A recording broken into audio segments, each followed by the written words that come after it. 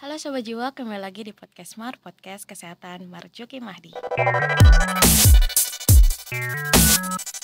Upaya kesehatan kepada pasien bukan hanya diberikan melalui obat saja atau tindakan medis, tetapi ada berbagai cara lain, salah satunya adalah melalui rehabilitasi. Mungkin Sobat Jiwa sudah pernah mendengar tentang rehabilitasi ini, dan untuk kita bahas lebih banyak lagi dan untuk lebih tahu lagi, mari kita membahas bersama Mbak Fitri, yaitu okupasi terapis di Pusat Kesehatan Jiwa Nasional Marjuki Mahdi. Halo Mbak Fitri. Halo Kak Asni. Gimana, apa kabar hari ini? Alhamdulillah baik. Sehat ya? Alhamdulillah. Puasa nggak hari ini? Puasa dong. Puasa, mudah-mudahan kita kuat sampai maghrib nanti ya. Amin. Oke Mbak Fitri, kita hari Ya. ini bakal bahas seputar rehabilitasi psikososial. Nah, yang pertama yang pengen kita tanyain nih dan untuk dibahas adalah sebenarnya apa sih tujuan dari rehabilitasi psikososial itu sendiri? Oke. Kalau untuk rehabilitasi psikososial itu adalah terapi untuk orang dengan gangguan jiwa. Nah, dengan Oke. memfasilitasi berbagai aktivitas. Nah, tujuannya untuk memulihkan fungsi pasien yang hilang akibat gangguan jiwa. Nah, kita sebutnya itu recovery atau pulih. Nah, makanya Oke. slogan rehabilitasi psikososial itu adalah recovery is possible gitu. Oke. Lalu bagaimana nih proses rehabilitasi psikososial dalam membantu individu dengan gangguan mental atau disabilitas psikososial? Prosesnya kita mulai dengan memperbaiki fungsi kognitif dengan Oke. aktivitas remediasi kognitif. Mhm. Nah, terus kita perbaiki kemampuan berinteraksi dengan orang lain. Kita ada aktivitas social skill training. Oke, apa tuh? Social skill training itu latihan keterampilan sosial gitu. Mhm. Nama kelasnya. Oh, itu nama Ya, kelasnya. nama kelasnya. Terus setelah itu kita fasilitasi aktivitas yang berfungsi untuk mengubah perilaku yang maladaptif dan juga mengurangi gejala psikiatri, tapi Baik. lewat aktivitas ya. Oke. Nah, semua itu nanti akan dilakukan secara repetitif sehingga membentuk kebiasaan. Nah, istilahnya itu habituation. Mhm. Nah, setelah itu itu dapat mengoptimalkan fungsi-fungsinya gitu. Sampai akhirnya dia nanti bisa menerapkan di kehidupan sehari-hari gitu, Kak. Sampai tahap benar-benar pulih gitu ya? Iya. Oke, baik. Nah, selanjutnya yang ingin kita tanyakan nih, Mbak. Kira-kira siapa saja profesi yang berperan dalam rehabilitasi psikososial ini, terutama khususnya untuk okupasi terapi? Kalau di rehabilitasi psikososial itu kita kan multiprofesi ya, Kak, ya. Mhm. Jadi punya keahlian masing-masing tapi tujuannya sama. Nah, itu profesinya ada dokter atau Mhm. psikiater, Oke. terus ada psikolog, Mhm. ada perawat, ada peksos, Ya. terus ada instruktur dengan keahlian tertentu, Mhm. dan yang terakhir ada okupasi terapis ya saya. Ya, oke. Mbak Fitri khusus ya. Nah, oke. Kalau okupasi terapi ini sebenarnya apa sih dan seperti apa tujuannya? Oke. Untuk okupasi terapi itu adalah layanan terapi Baik. yang menangani kasus-kasus dari mulai fisik, mental, atau jiwa. Nah, Mhm. areanya itu kita ada 3. Jadi areanya aktivitas kehidupan sehari-hari, Mhm. terus yang kedua ada produktivitas, dan yang ketiga itu leisure atau pemanfaatan waktu luang. Oke. Nah, kalau tujuannya agar pasien itu dapat mandiri dan mempunyai hidup yang bermakna ketika dia kembali ke masyarakat gitu. Oke. Nah, contoh dari aktivitas atau latihan yang dilakukan dalam okupasi terapi ini apa, Mbak? Boleh digambarkan?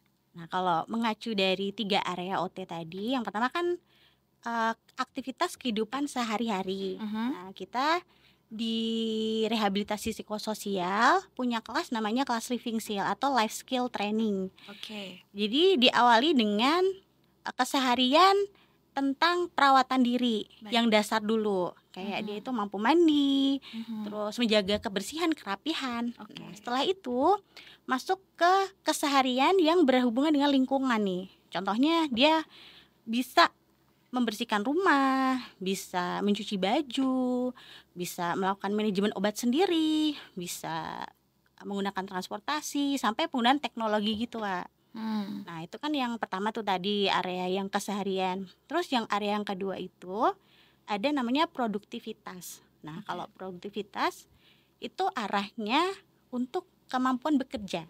Mhm. Nah, singkatnya sih terapi kerja. Oke. Nah, kita ada dua tuh terapi kerja. Yang pertama namanya terapi vokasional. Ya. Nah, terapi vokasional itu kita fokus pada satu keahlian yang bersifat terapeutik gitu. Sampai akhirnya dia mampu mandiri gitu. Nah, kita tuh ada 5 kelas. Ada kelas hidroponik, organik, tata boga, terus gerabah, dan telur asin. Hmm. Nah, terus ada juga terapi kerja namanya life support. Oke. Itu untuk pasien-pasien yang sudah mandiri, arahnya Mhm. sudah mandiri. Nah, itu kita punya program ada 3 juga nih. Ya. Oh, dijelasin semua? Panjang. Singkatnya Oh, aja. singkatnya. Jadi kalau life support itu dia langsung ke komunitas atau ke masyarakat Oke. ya. Jadi yang pertama itu namanya adalah social enterprise. Kalau Oke. social enterprise itu program dari rehabilitasi psikososial tapi tempatnya di rumah sakit. Oke. Contohnya kita punya Kafe Kepompong. Kita Mhm. punya 3 lokasi Kafe Kepompong yang bekerjanya adalah pasien dengan gangguan jiwa yang sudah mandiri. Mhm. Nah, terus ada juga yang kedua itu partnership. Mhm. Partnership itu kita punya program dan Mhm. bekerja sama dengan pihak luar.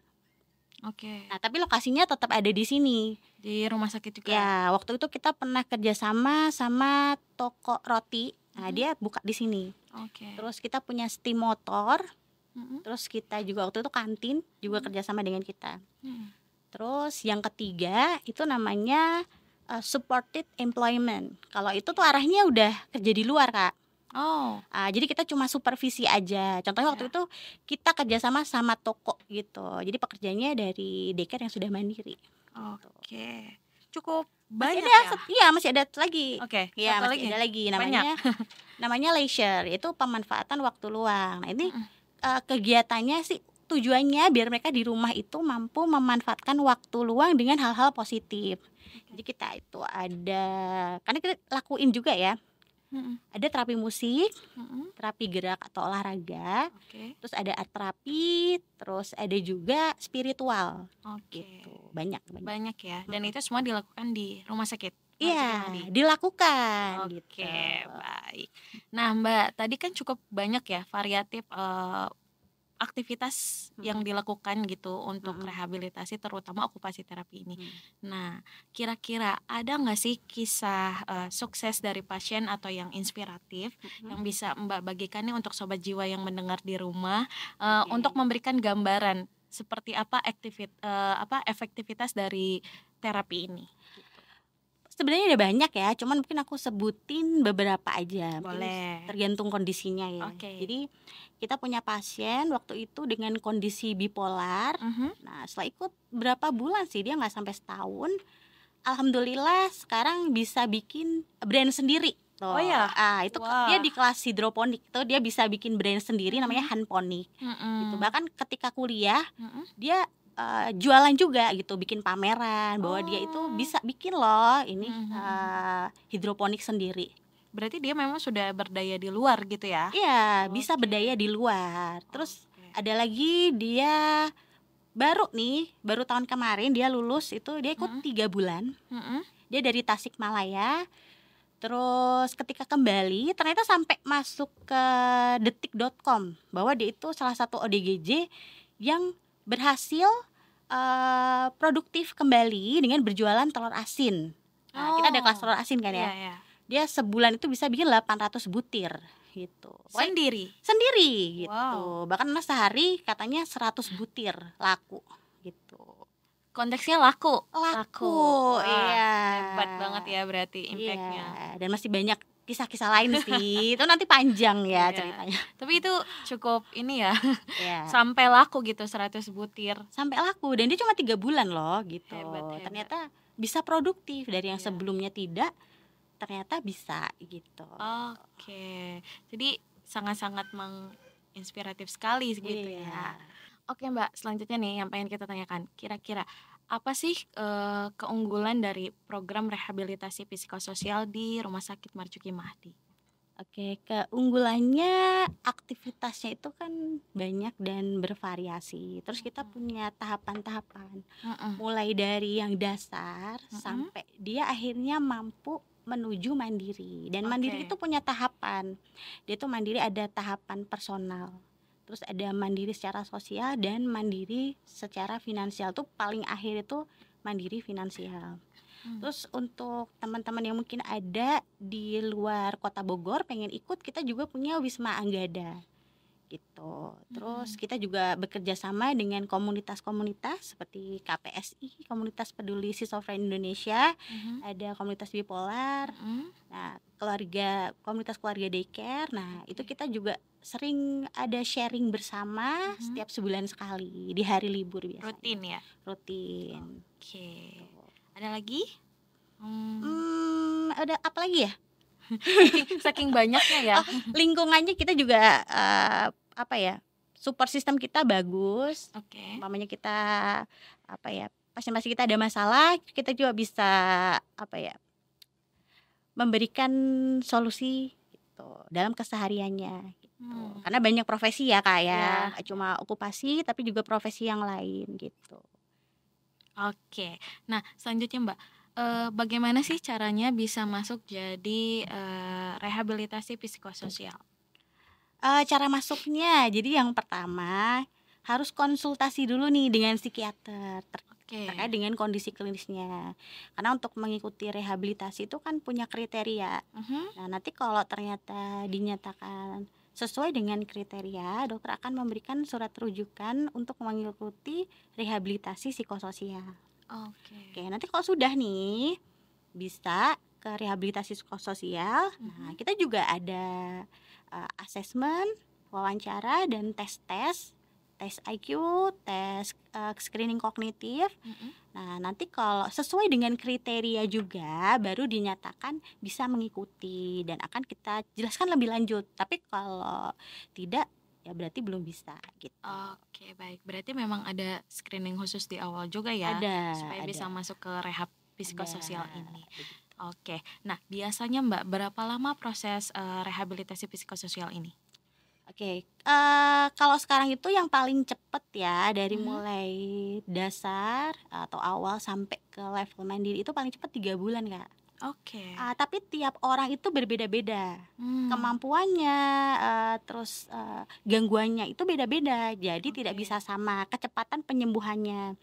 Dan ada juga yang membutuhkan waktu lebih lama, bahkan untuk dia bisa mandiri secara personal atau sosial gitu. Tapi untuk finansial paling cepat 3 bulan. Oh, paling cepat 3 bulan. Iya. Oke. Nah, Mbak, kalau mau tanya-tanya nih, Sobat Jiwa mungkin ada keluarga atau, Mhm. pasien saudara yang memang membutuhkan rehabilitasi psikososial ini, kira-kira boleh kontak kemana dan kepada siapa? Nah, kalau pengen tahu lebih lanjut bisa Mhm. telepon ke informasi di RSMM ya, Oke. gitu. Cuman kalau mau datang langsung ke Mhm. rehabilitasi psikososial untuk tanya-tanya, Mhm. nah itu juga boleh, Oke. ya. Secara khusus berarti tidak hanya infront di depan aja gitu ya? Iya, Langsung ke rehabilitasinya juga bisa langsung boleh, tanya? bisa. Oke. Dengan siapa nih, ada kontak khusus kah? Atau hanya ketemu nanti petugas yang standby di sana aja? Ya, kalau untuk direhabilitasi bisa langsung datang aja, nggak ada Mhm. kotak khusus. Cuman Oke. kalau untuk informasi lebih lanjut, bisa ke informasi tadi, gitu. Oke, baik.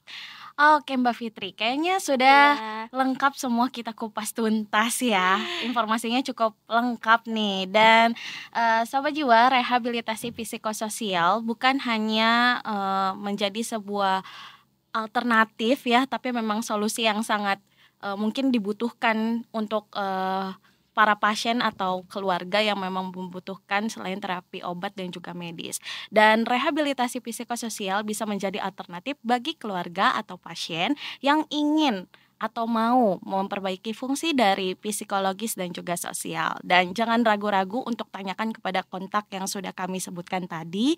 Dan Mbak Fitri, terima kasih banyak sudah Ya, bergabung bersama sama-sama. kami. Mudah-mudahan informasi yang kita bahas hari ini cukup bermanfaat untuk Sobat Jiwa yang mendengar. Dan terima kasih sudah meluangkan waktu bersama kami. Dan Sobat Jiwa, sampai berjumpa di podcast Smart episode selanjutnya. Dan salam sehat, sampai jumpa.